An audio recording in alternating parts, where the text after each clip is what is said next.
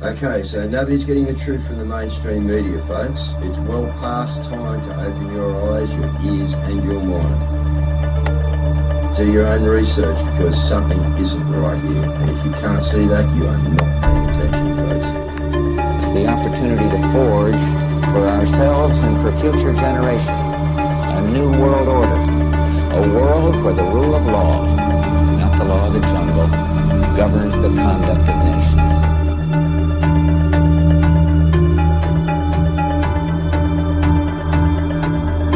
So let's look at each one of these and see how we can get this down to zero. Probably one of these numbers is going to have to get pretty near to zero. Now that's back from high school algebra, but let's take a look. First, we've got population. The world today has 6.8 billion people. That's headed up to about 9 billion. Now, if we do a really great job on new vaccines, healthcare, reproductive health services, we could lower that by perhaps 10 or 15%. The important message that we need Australians to get vaccinated as quickly as possible.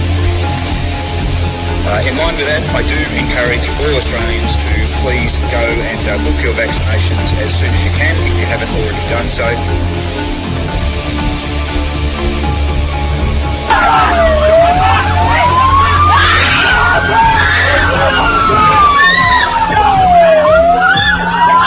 Emma, get away!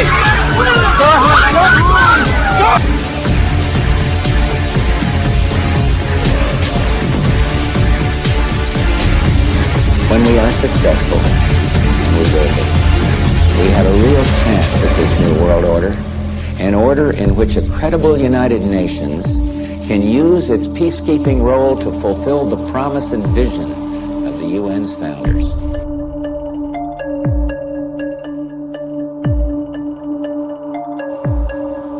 Okay, we need to stand up against this tyranny, folks. Stop giving away your freedoms and liberties, because the more you give up, the more these people will take until you have absolutely nothing left. That's their agenda.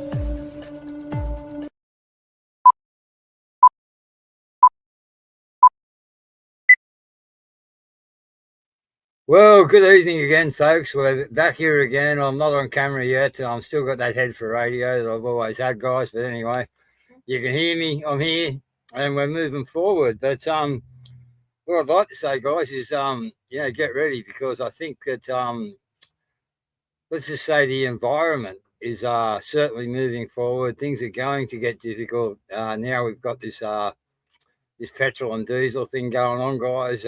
There's a lot of farmers who haven't been able to actually afford to keep, big reservoirs of diesel and that.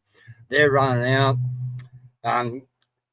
Darwin's already affected by the floods up there. So even when it opens up, will they have diesel to get, logistics up to Darwin? Who knows? But I believe, guys, we're coming into some pretty hard times, and I hope everyone has sort of,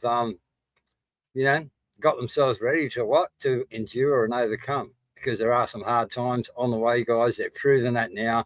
What's the war got to do with the oil? Why hasn't Australia got enough petrol to keep itself going? Well, we used to have plenty of refineries. All part, guys, all by design, and it's all working to their plan. So again, let's just see where this goes. But you tighten your belt, guys, and get ready, because they are coming at you pretty hard and strong. We're seeing that. Okay, so we bang. Sorry about that. So we've last week or the week before, we got Franco on, and we put out the story about Shane 43. And tonight we've got Franco back on the panel with us. Frank will come in, and we've also got Glen Fisher here. And Glen's got a bit of stuff going on, and I'd like to promote it for him, guys, and get it out there. And hey, Frank, how are you, mate? I'm really well, Dave. Apart from that, I see the work that Frank does, or Frank has done with his documentary and other things, where you're just going to be talking to some people in Wollongong also, some young kids that have been setting up every weekend. I just found out about, guys. But Frank shouldn't have to be doing the documentary he's doing. Glen Fisher, please come in. Glen Fisher does not have to be doing the documentaries and the exposure that he's doing. Glen's job is to go to the police department or the government agencies, all right, and let them know of the information, give them the facts, and have them do their job. But unfortunately, we don't have that, guys. We don't. So hats off to both of you guys. You especially, Glen. You've been doing it for a long time, mate. And the history and the things that you've shared of what you've been through, fuck me, bro. I don't know how you're still sane enough to do what you are doing, but I salute you, Glen, and I just want to help promote you and get out what you're doing, and let's just try and make a difference, mate. That's what it's about. So come on in, Glen. I'm in. I'm here. How you going, bro? All right, mate. So Frank, how's things going with Shane? Let's do a bit of a catch up there. Yeah, I spoke to Shane. Actually, I spoke to Shane yesterday, and also I put him on a live. I got down with a small group in Sydney with Rocco's little event, and anyway, I managed to get Shane on the phone, and he was just thanking everybody that's helped promote Shane 43 Water the State, and basically letting people know that they've got to continue putting it out there, because everything we do is algorithmic. That's all it is. It's all a numbers game, right? Because they're going to do everything in their power to try and remove whatever we're putting up there. But, Shane's keeping in good spirits in general. Like he's had a bit of ailing health in recent times, sadly. But yeah, we're fighting. We're fighting really, really strongly. What I want to do, maybe I'll put this on the table right now.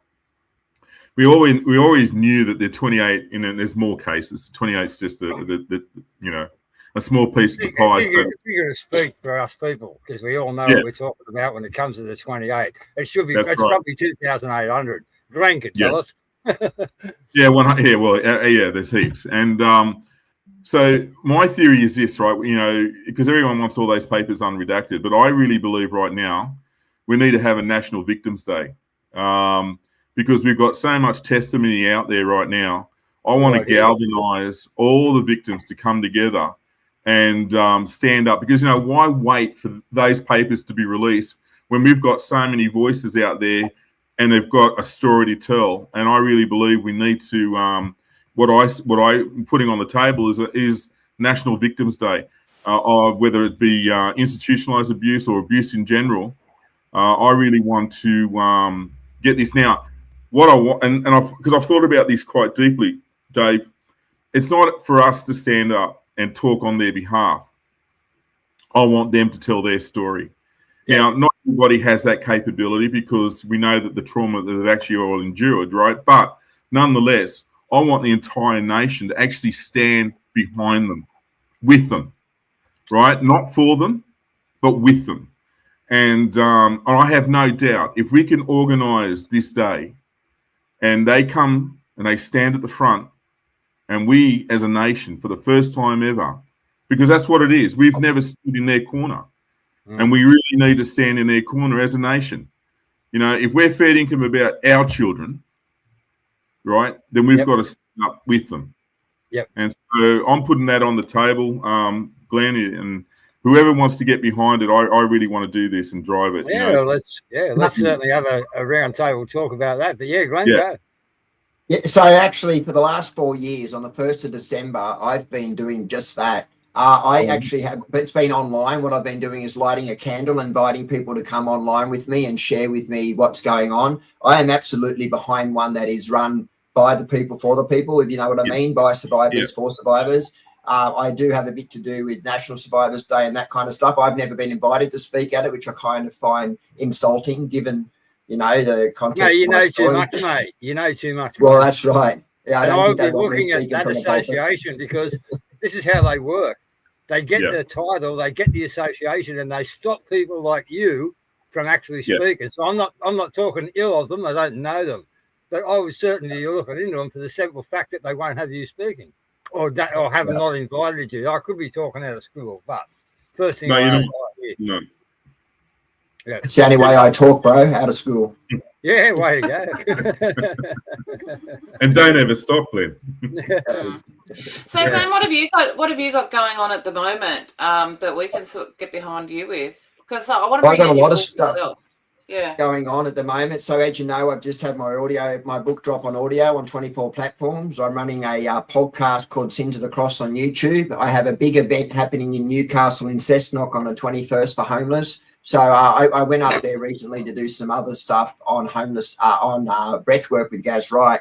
And while I was up there, I just noticed a huge amount of homelessness right over the Newcastle area. And so many people have invited me up. I've had a fucking nightmare sorry, I swear, but I've had a whole battle with the council at the moment trying to get this going, but they don't know me, right? They don't know that I'm going either way. Whether the council approves me or don't, I will be in Newcastle doing what I said I would do, because I said I would, and I mean what I say, and I say what I mean. That's the one thing about me. If I say it, I'll do it. Yep. You know? That's why they don't like us, Glen, because we're exactly like That's that, right. mate. Do you know about censoring, right? So I just wanted to quickly add one more thing about the censoring stuff. So I posted a video on Facebook. I got 1.9 million views. I posted on Instagram. I got 2.9 million views. I posted on TikTok and I got 1,000 views. And that's what's been happening on TikTok with all my views. Anything I talk about CSA, it doesn't even get 1,000 views. It's like, come on, man. Wow. Yeah. Well, we're supposed to have gone live to TikTok tonight through a stream key, but I don't think it's been successful, guys. But anyway, probably because they keep flagging me. All right, why would they do that? I just brought up your book, Predator's Paradise, and it's also available. Let me bring Channel 7 in, guys. They've also done, so it's available on Amazon, and the funds go directly to Glen if you'd like to help him. But he's also got an audio book out that's been done, and also I'll just bring this in. If you go to 7 Plus. You can actually have a look at what Channel 7 did, which is the rise and fall of King's Cross. So it's a 2-part episode. So guys, look, support him in that. Yep. You want to whack that in the private chat, Kaz? Yeah, we get behind it, guys. You know, like, look what everything's coming out. Look at the Epstein. You know, and it's distraction. Don't get me wrong. It's distraction. They're going to give you, right, as much as they want to give you to tickle your taste buds. That's what this is all about, guys, all right? And while you're involved there, it's distraction. It's to bring down the Western society. It's the overtake of the Muslims. We all know what it is, okay? And we know who's behind it, and that's the, you know, them good old blokes that if I mention on here, the show will get canned, you know? But, yeah, I can't talk like that. But, yes, go, Frank. Well, it's not those ones that like to wear aprons, is it? Yeah, well, you know, yeah, there it is. And the rest of it, you know. Yep. But yeah, no. More importantly, you know, we've got a chasm in this country has never been filled up properly, and what they've done to our kids, you know, and you know, we can't control what's happened off our shores, but we certainly can control what they've done on our shores, and there's no question about it right now. I mean, I want to tidy our backyard up before I worried about international backyards, because I've, you know, like I said, you know what it's like, Dave. You know, I've had so many victims reach out, and you know, far out, man. We've got to get these stories out. We really do. Yeah. Yep, and the timing's right. It's all in the good Lord's timing, and I think everything's sort of, you know, as you said, Frankie, you hung on there just to get your documentary out at the right time. So yes, Glen.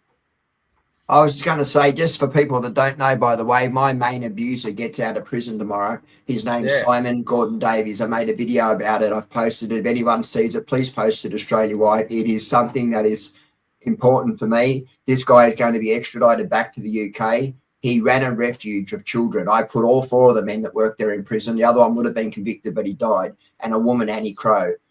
He's been extradited back. But the thing that's really insane about this is, firstly, he exploited the laws when being arrested by going to the Netherlands and using statute laws to negate crimes in that country. But now what's happening, being extradited back to London, means he doesn't have parole. It means he doesn't go on a registrar. It doesn't mean he has to, you know, like he got a 10-year sentence. He's done 6.5 and he's walking free tomorrow. Like, it makes no sense to me. But everyone needs to keep an eye on this guy, because he's a narcissistic abuser who will continue to abuse. Glen, what I find interesting is in the Epstein files, there's actually this little gem here. Well, not gem, but for want of a better word anyway. But they actually say here, they say children's homes and government mind control programs are the major source of children for the American elite. Yeah. Yeah. Well, you know my story. High on the list Yeah. is Boys Town, Nebraska, which is also known as Father Flanagan's Boys Home. The Catholic priest, Edward J. Flanagan, he established Boys Town in 1921. So, like, they actually know this. And, you know, they've had the Epstein files for 4 years and they've done nothing. They're only just coming out now. What's insane to me is that we talk about the Epstein files as we should, but in Australia, we have just as bad a problem and have had. I mean, if you know the refuge I lived in, it was founded by a children's magistrate. It had a prime minister on the board, which was Bob Hawke. It had 7 judges on board. It had a general. It had all these high-profile men and women. That's not by chance, it's by design. If I opened a refuge and hired 5 people, you'd have to be pretty fucking unlucky for all 5 to be predators, right? I mean, that's not by chance. That's by design. And it's across the board, especially in the 70s, 80s, and into the 90s. This was a common theme that people got themselves into positions of power working with children, especially vulnerable children, i.e. those put into institutions, into refuges, you know, those kids that weren't loved. My abuser literally said on tape, we targeted prepubescent children that come from broken homes that we knew nobody would come looking for. You know, like I wanted to jump the table and literally grab that guy, but I could have because there were coppers everywhere and 2 were at the table. It was like a whole thing. Well, as I said at the start of the show, it's not up to you guys to be doing this. Where is our law enforcement? Where are, you know, this is just absolute. But hey, we've been known, you know, it's been going on for thousands of years. You know, for me and Frank to discuss this, it'd be what was happening happening back in the Bible in the Old Testament, so why wouldn't it be happening now? You know, it is. Right. It is, and it's only got worse. And it's only got worse. And we've got this little gem as well. So this person, so this is somebody who has. You've got this person who is a killer, okay, who has been accused or actually alleged killer, and there's a 12-year-old and a 14-year-old in outer care home with them. Wow. Unreal. That's crazy. You know, like if you read my book also, I was placed into foster care, right? The foster house that I was placed into, there were 2 predators living in that house with prior convictions to my arrival.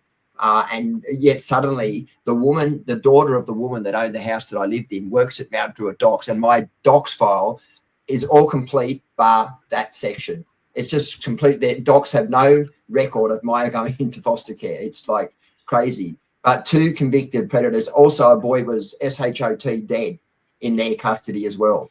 Like so it's Glen, insane. Glen, how long's this docs? I mean, how long's docs been around? Do you know that? Because they've been involved with this from the start, eh?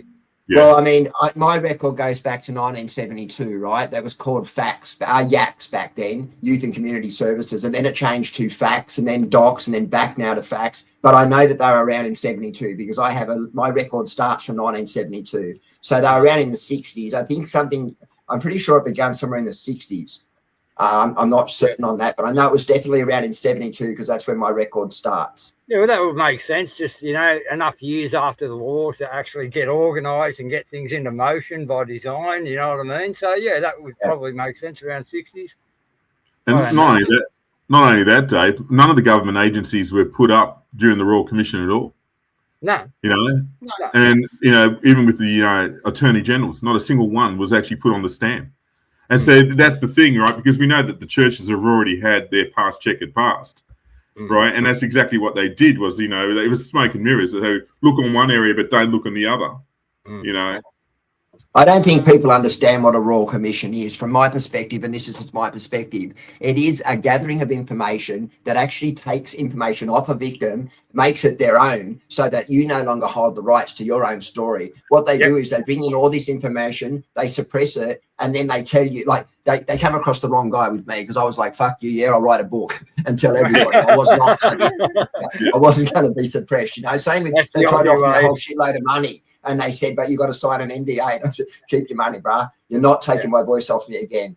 So I just refuse it. But that's what it is. It's a fact-finding mission to gather information and then seal it. So they're no longer, for 99 years, they do that. So you no longer have access to your own records. I went in with 60 Minutes and a Current Affair trying to get my, no, not with the Current Affair, with the 60 Minutes twice, trying to access my own information. And they said, you can go in and read it, but no one else can. I'm like, why the fuck would I want to? I know it. I wrote it. I know what's there, bro. I don't need to go and read my own file. I'm trying to show others that it exists, that what I've said exists, you know, and they steal off you your story. And so many people are frightened by that. There are so many people who speak to me, message me and say, Glenn, I can't talk. My file's been suppressed. I said, you realize mine has too. Like, what are they going to do? Lock me up?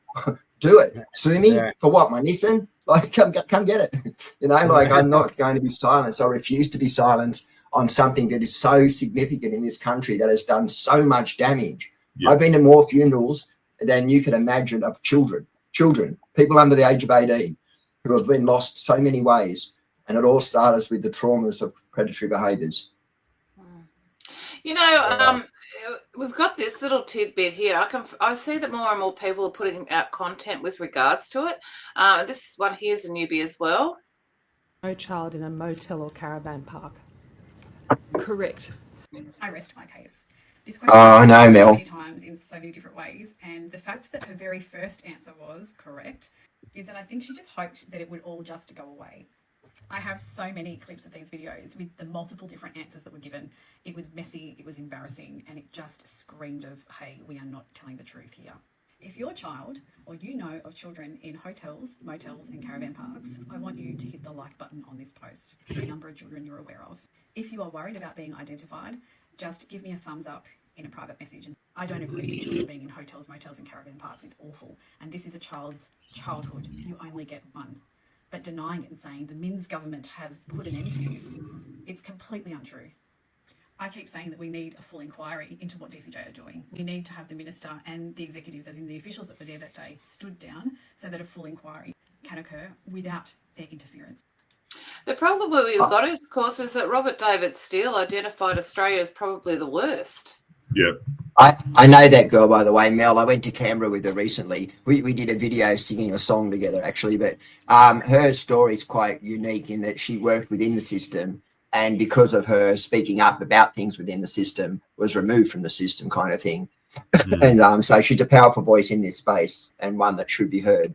Her and I had a bit of a falling out, but that's a personal thing, not an issue against. You know, I agree with everything she says. She's actually a really lovely person, and she's a really good advocate, Mel. Well, if we could help her get some stuff out, Glen, if she wants to, mate, you just, you're quite willing to let her know about it. Yeah, well, I mean, definitely put out hers in my dance video. Okay. Yeah, no, she's got some good stuff. Like she really, and she's knowledgeable. What's really good about Mel is she speaks from a space of knowing. She knows what she's talking about, you know what I mean? And I think that's an important voice. She is an important voice in this space. And yeah, if you're not following her, her name's Mel James. She goes by Mel, forgot what it is now, Mel something. Anyway, I'll post a link for you. It's on my page, or I'll send it to you guys to post. Yeah. Now, one of the things that we've got is we've also got this rorting that's going on within the NDIS system. I'll just play a little bit of this. Hey, this lady right here just broke my meta glasses because of this question. Is this a legitimate business?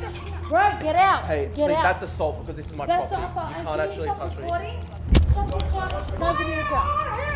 What the heck? Oh, my officer. If I see her here, I gotta call the police. You understand? Hey. You broke my glasses. I don't care whatever you're gonna say. You broke my glasses. I don't care. The police coming out of my That's office. assault, actually. You got nothing to hide, have they? Is that your business? Well, is it legitimate? I just want to know. No. Just answer the question. Is that your business? I'm not gonna speak to anyone. Are you seeing this? Out of here. You know how you're looking? Do you understand how you look in the situation? I'm looking great and beautiful. Don't think to come to St. Clair. Oh, you're gonna be in the trouble. So Guilty. That's time, sir. So there's an hour-long video. Kudos to Drew Pavlov and Pete Zagoulis for researching that. And they went to places, and there were 9 NDS businesses. They're all locked up in the one address. And it's just unbelievable. And then they've gone to the houses, and there's these $1 million houses. And Scotty's put out this, and he's actually outlined something that I did not know. I did not know, but people were being kidnapped. Okay, they're kidnapping people. Just listen to this. received hundreds and hundreds of messages from people about different NDIS scams. A big chunk of the NDIS is supported independent living, and this is how some foreigners are scamming this. The most high needs participants require 24/7 care, and they get what is called supported independent living. They also sometimes often get supported disability accommodation. SDA, supported disability accommodation, is bricks and mortar, somewhere to live. In September 2021, Vesh Shurasiya, Nepalese student on a student visa, owns and runs a registered NDIS provider business. This guy was turning over millions and millions of dollars with an SDA accommodation setup. Fucker's since been deported. This bloke on a student visa was allowed to run an SDA accommodation setup for SIL, supported independent living, high needs NDIS care patients. This entrepreneurial little piece of shit employed foreigners on student visas with no qualifications to provide 24/7 care to the highest needs disabled people through his SIL company. An NDIS participant died in his care in 2021. And just to top it all off, to date, no one has been charged, no fines issued, and no action taken. Nothing. Nothing. He's since been deported back to Nepal. This is the scam. This is what they do. Providers, registered or unregistered, hang around psychiatric hospitals, homeless shelters, looking for people with mental disabilities and substance abuse issues. They offer them money, drugs, game consoles, or whatever. Get them on the scheme, put them in a cheap shit house somewhere in like Liverpool, 4 or 5 of them together. Employ an overseas student to hang around during the daytime to do some shopping and cooking and change their sheets, and pay the worker sweet fuck all. NDIS will pay nearly $1.5 million a year, GST free. People like that won't complain though. They'll just fucking live there happily because it's a roof over their head. And when the news broke that people are actually engaged in kidnapping those people off other providers, bribing them and using them as human trafficking, everyone went into a meltdown and denied it. Even the ABC said so. You can bet a big chunk of overseas remittances in 2025 was money earned through the NDIS. We're literally funding the subcontinent with our care economy in Australia right now. Now, disclaimer, if you're a seriously injured person, one of the 80,000 that we forecast to look after with this scheme, I have no problem paying for you. I served for you. I literally would have died in the service of my country to defend you. But this isn't what this is. Well said, Scotty. Glen, you wanted to say something before that. Oh, mate, I have so much I want to say on this topic. I mean, as you know, I grew up on the streets, right, and I work on the streets, and I see these fucking pieces of shit everywhere trying to get street people off the street through the NDIS. What NDIS is a form of lazy policy, right? What actually happens is our government shut down all the mental health institutions in Australia in 2014. And then what's happened then is they've created what's called the NDIS scheme. But the problem with schemes like the NDS, like redress, is that it never filters down to where it actually needs to go. You're right. There are a minimal amount of people out there who genuinely need NDIS, and it is fucking great for those people. But the problem is that so many people who become professional grant getters, they look at what the local thing is, whether it be NDIS, whether it be redress, whether it be drug and alcohol, CSA, whatever the space is at that point, and they learn how to rort the system. And the NDIS, I would go as far as to say about 75% of it is a fraud. That's how bad the NDIS scheme is at the moment. Yeah, and I'm seeing it everywhere, man. Well, you could be right, because one of the comments on Twitter today was that the Labor government is never going to look at the fraud because they need the Muslim vote. And this person forecasted that they will lose 15 seats if they investigate the fraud. And Labor can't not only that, seats. Yeah. They would have to admit then that they made a mistake and they were wrong. And that's one of the problems with our bureaucrats, is they're not going to admit they've made a mistake. You know what I mean? They'll realign it or readjust it, but they won't agree to the fact that it's wrong or not working. That's a problem. Can I just quickly say something before I forget? Unique Team Solutions was the name of that girl, Melissa. Her name's called on social media is Unique Team Solution. Just so anyone wants to follow her. Yeah, Unique Team Solution. Yes, Franco, yeah, I was just saying, Jay, I was going to add to the conversation, is it's feeding the system. That's all it's doing. And the amount of abuse through the system is just, unsurmountable at the moment. And sadly, genuine cases are the ones that are missing out. They really are. Yeah, that's right. Well, it is the Cloud and Piven model where Cloud and Piven were a husband and wife team, and they realised that they were economists, I believe, and that they realised that if you keep expanding the welfare program, expanding, you can actually collapse an economy or collapse a country. And then that suits the globalist agenda, because then what they do is they have to our government has to borrow more money, so they borrow more money, and then they the Bank of International Settlements or whoever they've borrowed it off, CCP maybe, go, oh, okay, well, we want all your uranium reserves. We want all your metal reserves. We want all your... So this is how the game is played, which we know from Confessions of an Economic Hitman. Yeah. Yeah, it's all crashing. That's for sure. Well, we don't need to worry, because you're probably all wondering where's the money coming from. But our beloved government has come up with, a series of absolutely brilliant solutions. And I'm sure that you're going to be all ecstatic about them, because so you've got this one here, which is the ATO death tax. So, yep. So if the spouse or the parent dies and passes the family home on to their surviving spouse or children, you will have to sell your home to pay Labor a massive tax sum.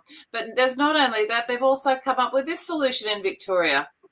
Owns land worth $5 million. One morning, the government rezones it without asking him. Overnight, it's worth $25 million. Sounds fabulous, right? Except the government just sent him a bill for $10 million. They changed the rules. He didn't do anything. And they took half. This is the windfall gains tax, and most Australians have never heard of it. Since July 2023, if the Victorian government rezones your land and it goes up in value, they take up to 50% of the increase. On smaller gains, even worse, 62.5%. And you didn't ask for the rezoning. You didn't lobby for it. You didn't develop anything. The government made a planning decision and then taxed you for the outcome of their decision. And you can't pass it on. You're legally blocked from including the tax in the sale price. You can defer it for up to 30 years, but it accrues interest. And it sits as a charge against your land the entire time. So picture this. You're an 80-year-old farmer. You've worked that land your entire life. The government rezones it on a Tuesday. By Wednesday, you owe them millions. That's not tax, that's a raid. And it can happen to any landowner in Victoria. Residential, commercial, rural. If the government changes your zone, they take the windfall, even though they created it. 125 taxes in Australia, and they keep inventing new ones. The ones you've never heard of are the ones that often costing the most. What is it? Hey, can you believe it? Can you believe it? I'm gobsmacked by that. That's insane on the face. That's incredible. And then that property he's going to lose with children now contains a debt against it. You know what I mean? It's incurring interest. Like, it's just like, wake up. In my day, wake up. In my day, you had one person working, another person at home looking after the kids, paying off a home, and usually could end up with a home. These days, there are people both have a job, working, and are struggling to pay because half of their income, about 80% of their income, is going out on rent alone. More people who are renting now don't realise they're closer to homelessness than they think. Well, yeah, and you've also got a rise of the working poor. We've seen people that are families that are living in tents, and they're both working. You know, I deal with those money, people. Nice kids, good incomes that can't get anything. Why?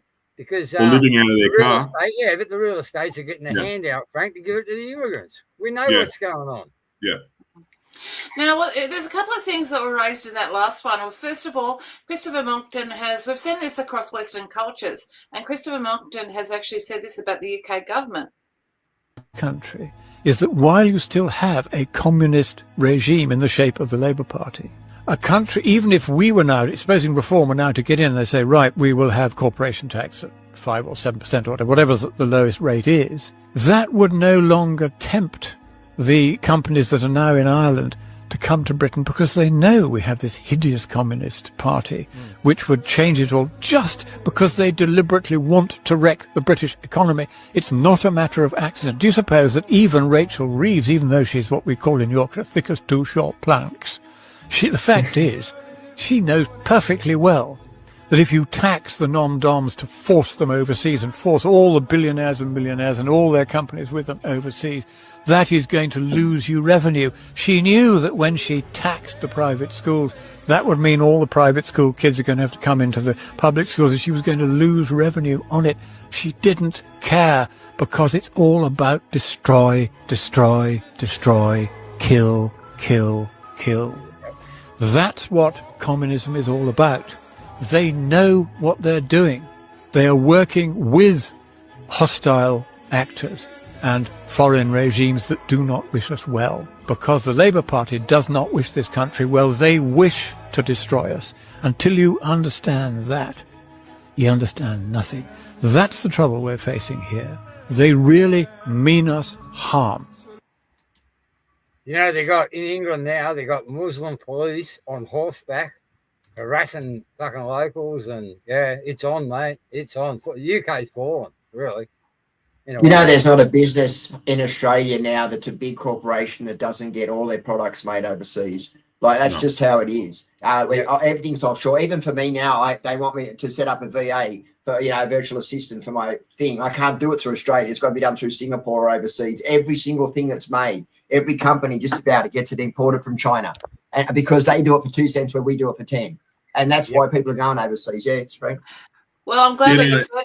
Yeah, I was going to add to that, because what's actually happening with that, I mean, obviously we know through the Luma Declaration when they got those wheels moving back in the day, but just think of this for a moment. Now, we've got this, sort of fuel crisis at the moment. We know for a fact that China gets a lot of its fuel from Iran and Venezuela, right? Now, they really, they need that oil-drilled machine going, right? They're happy to take the resources, right? Now, if they dry up in their resources and that whole chain of disappears, everyone's going to be up a freaking shit creek with a paddle. You know what I mean? Because we don't make shit anymore. We used to. We were once a self-reliant country, believe it or not. We're far from and you can see why there's, this Aussie is in Dubai, and she just puts it really succinctly. Pointed in the Australian media and the Australian government for the statements that they are making today on social media. I'm sorry, it has got my blood boiling. There is a video on the news on Australian television showing an aeroplane coming back from Dubai with empty chairs, and they're saying, I'm so disappointed, we really need these seats filled, and Australians are stuck in a war zone. We are not stuck in a war zone. Yes, there's wars happening around us, but we want to stay.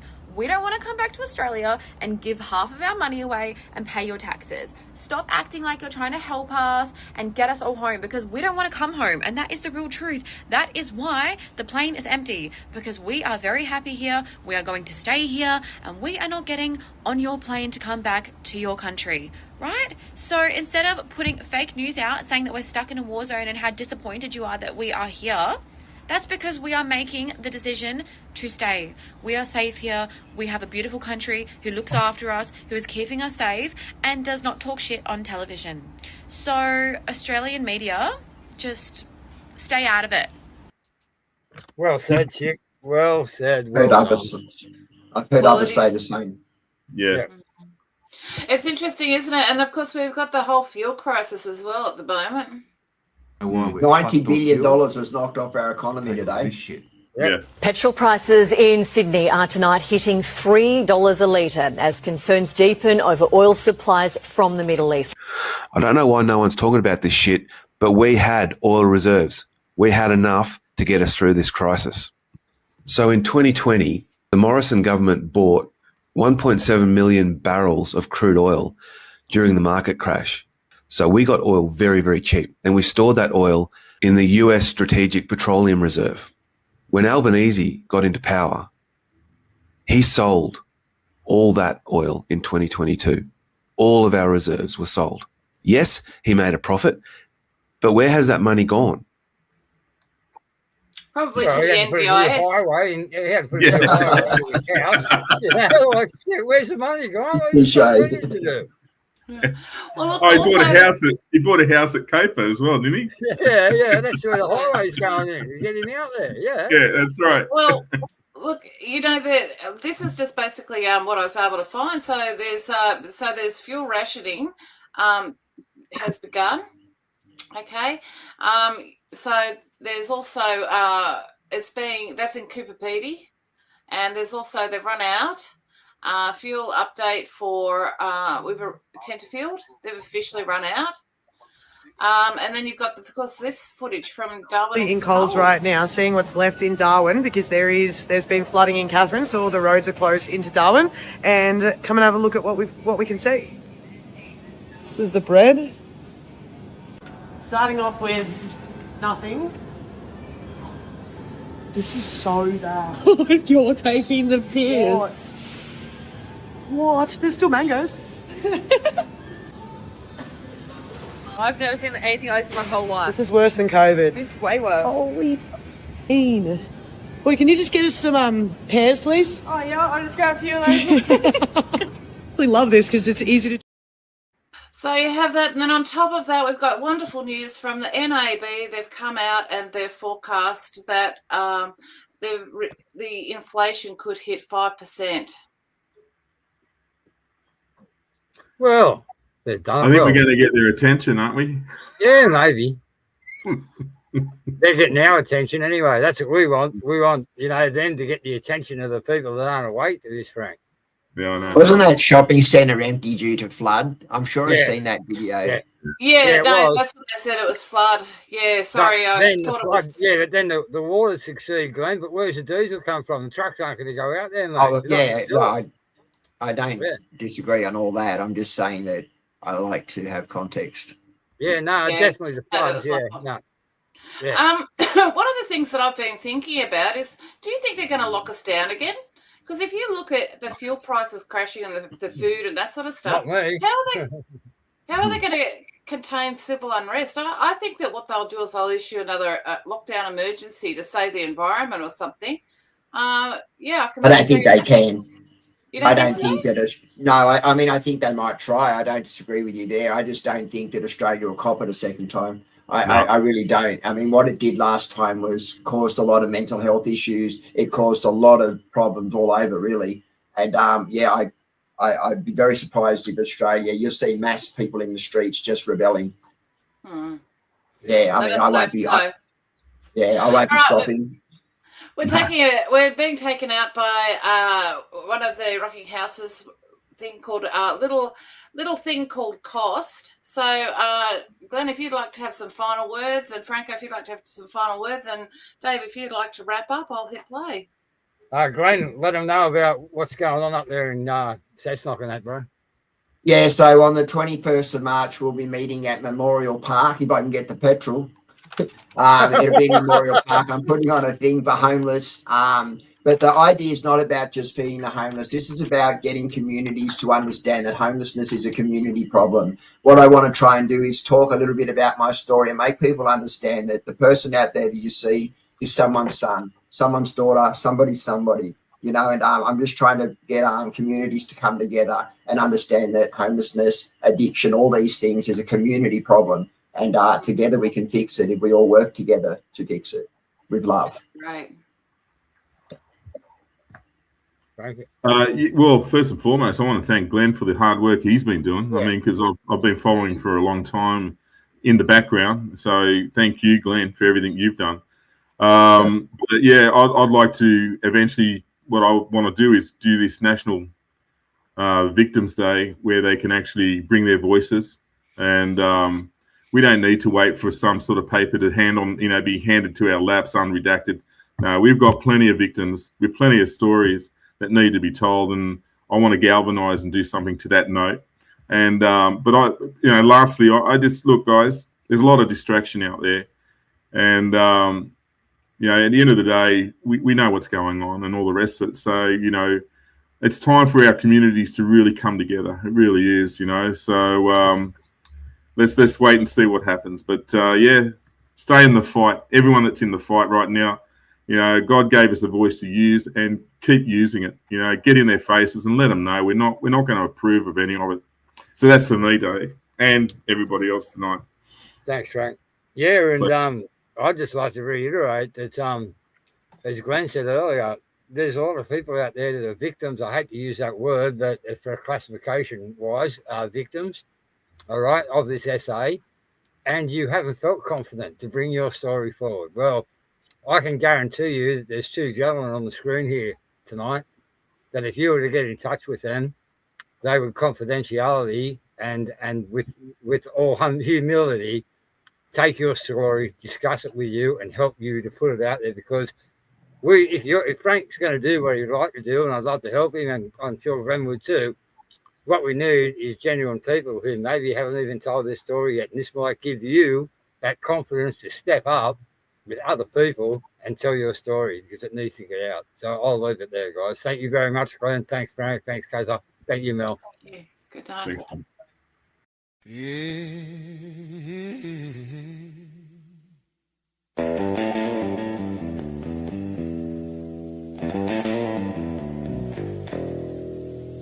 This crazy little thing called cost of living. Ooh, cost of living. Hits you quick like a summer storm. Like a storm, yeah. I'm clocking double shifts just to keep the lights on, but the meter's spinning like a hurricane's born.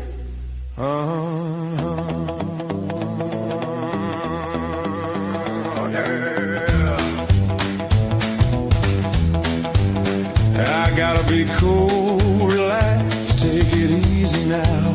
Cool, relax. Grab a cold one, kick back on the veranda somehow. What's this? It's another fucking tax. Slapping on my beer and my petrol max. Ready, baby, we gotta be strong. Stand up tall and tell them they're wrong.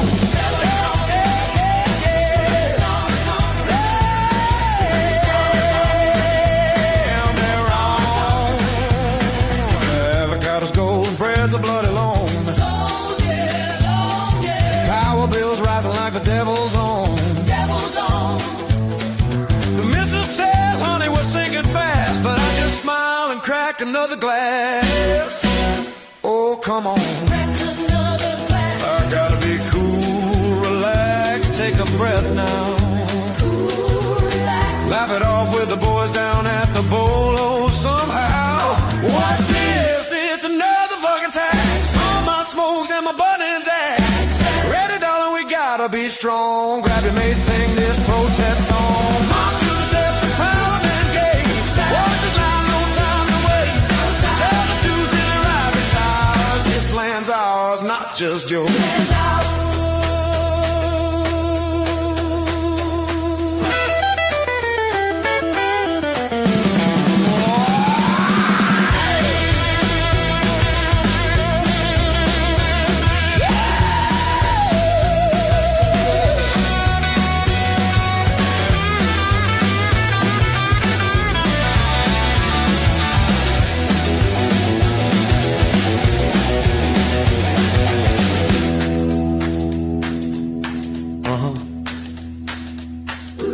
Shake it. Go, man, go. What's this? Yeah, another fucking tax. Another tax. Another tax. But we'll ride it out, baby, that's a fact. That's a fact. That's a fact. Ready, Australia, we gotta be strong. Australia strong. United we stand where we belong. Where we belong. Take it easy,